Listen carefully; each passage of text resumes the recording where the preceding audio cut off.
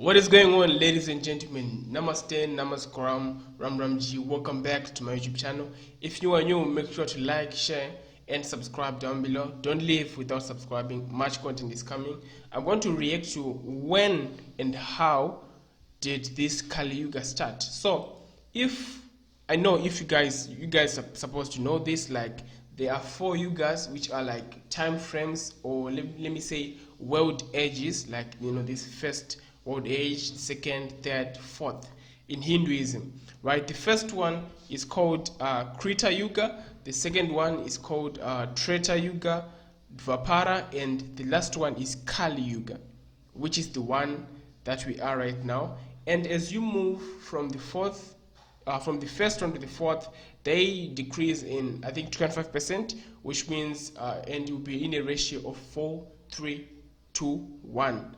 So let's check it out. Let's check this video. You can help me understand more. I have some info about this, but not like all I need, man. I'm still into this. So let's dive into the video and I'll talk at the end. Let's go. And shout out to Indian monk. Parikshit was well tutored by his grandfathers and Krishna, but he was just a young boy when Krishna left for his abode, and the Pandavas, unable to think of living without the guidance of Krishna, attained heaven too, crowning Parikshit as the king. The young king had all the qualities of his father and his grandfather, and ruled well with the guidance of those older and more experienced than him. Right. It was during his reign that the Dvapara Yuga ended and Kali Yuga began. As soon as Parikshit heard of the advent of Kali into his kingdom, he set out in search of it, so that he could contain it before it created havoc in his peaceful kingdom. He soon saw an old bull with 3 broken legs, dragging itself by its 4th leg, while a well-dressed but evil-looking man whipped it to go faster. He tried to stop this atrocity, but the man prostrated himself before the king, saying that he was the age of Kali and he wanted a place to live. As a king, Parikshit could not refuse one who begged for mercy, so he allowed Kali to dwell in 5 places: in gambling dens, in taverns where wine was drunk, in places where women of low characters lived, in slaughtering places where violence was the norm, and in gold. During the reign of Parikshit, Kali remained true to his word, dwelling in only those places he had been allowed to. It was only later that he started extending his activities to other areas too. Meanwhile, even Parikshit was not immune to the effect of Kali. He had succeeded in limiting his influence, but forgot that he had allowed the demon a home in gold, and thus Kali took up abode in the golden crown of the king himself and brought about his downfall. Whoa. One day Parikshit went hunting in the forests surrounding Hastinapur, but was unable to bag a single animal.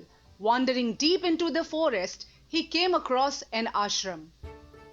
Hungry and thirsty, he entered the ashram hoping to get some food and water, but found no one but a sage deep in meditation. Overcome by his need, he tried to wake the sage, but to no avail. Normally a patient and sensible man, Parikshit was tired after a hard and unproductive day, and not in the best of moods. Moreover, under the influence of Kali, who was on the lookout for a suitable opportunity, he was overcome by anger and filled with a desire to punish the sage. Looking around, he saw a dead snake on the floor and picked it up with his sword, put it around the sage's neck, and went away. The sage was the great Samika, who was engaged in deep austerities and was completely unaware of the events taking place around him. The misconduct of the king came to light only when the sage's son, Shrungi himself, a sage of the highest order, returned to the ashram and found his father with a dead snake around his neck. He was able to identify the culprit through his powers, and he cursed the king that he would die in 7 days, bitten by the king of the snakes, Takshak himself. Meanwhile, the sage woke up and regretted the hasty action of his son, which would cause the death of a great and just king. Unable to convince his son to retract the curse, the sage set out for the palace and informed the king of his approaching demise. Parikshit, meanwhile, had also regretted his actions and was wondering how he could make amends. He apologized to the sage and thanked him for his information and started making arrangements for meeting his death. While all his subjects were deep in despair, Parikshit handed over the reins of his kingdom to his son Janmejaya and, giving up his possessions, took up residence in a hut on the banks of the Ganga and started fasting and meditating on the Lord. The king's advent to the ashram drew crowds of sages to the place, and soon there arrived on the scene Sage Sukha, the son of Vyasa. Parikshit was thrilled to see the sage, for this was the best opportunity for him to learn the story of Krishna as well as his own forefathers. Right. For the sage had learnt these stories from his father, the man who had composed the epics himself. It was then that Sukha narrated to Parikshit and the other sages the story of Lord Vishnu, his many forms as well as his teachings, his advice to people and the rules of good living. This is what is today known as the Srimad Bhagavatam. Having related the story of the Lord in the 7 days left to Parikshit, the sage left. Soon after, when Takshak arrived to perform his duty of killing the king, he found that Parikshit had already merged with the Krishna he adored.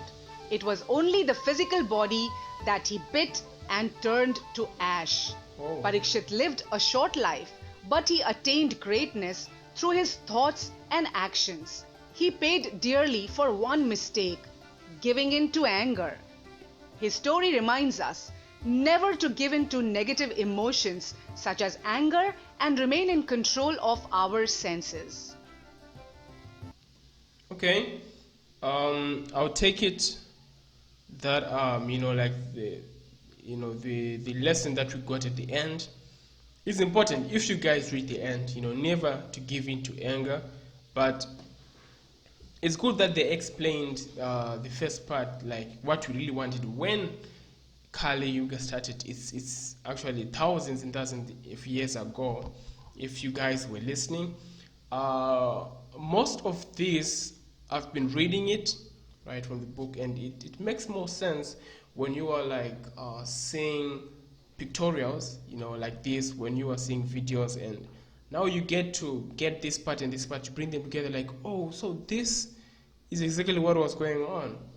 So it's better, like the understanding is better when you are seeing this and you're like, oh, so this is how it really went about. But it's vast knowledge, I'll give you that. The knowledge is vast and it's immense. You can't just grip it all at once, but you can fight for it, try to understand it bit by bit, and at the end of the day, it will be there. So, just Kali Yuga, it's important, it's the last phase, and yeah.